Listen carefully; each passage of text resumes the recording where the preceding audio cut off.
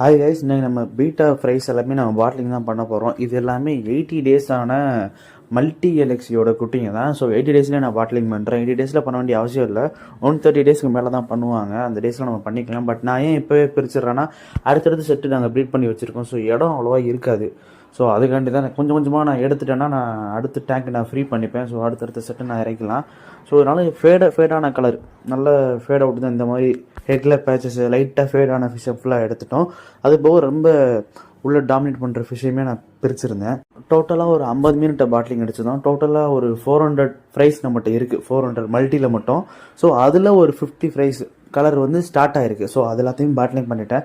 கரெக்டாக 50 பாட்டில் வந்து பாட்லிங் பண்ணியிருக்கேன். இப்போ இதுக்கு வந்து கலரேஷன்லாம் ஸ்டார்ட் ஆகலை. ஜஸ்ட் லைட்டாக ஒரு ஃபேட் ஆகிறது ஸ்டார்ட் ஆகிறது, இப்போ தான் ஃபேடிங் ஸ்டார்ட் ஆகுது. அந்த மாதிரி இருக்க ஃபிஷ்ஷை மட்டும் தான் நான் பாட்லிங் அடிச்சிருக்கேன். இது மட்டும் இல்லாமல் இதோட ஒரு 10 டேஸ் எங்கே இருக்குட்டிங்க ரெட் கேலக்ஸி, அதுவுமே நல்ல மியூட்டேஷன் ஸ்டார்ட் ஆயிடுச்சு. பார்ப்போம், இதோட அப்டேட் அடுத்தடுத்து நான் என்னன்றதை சொல்கிறேன்.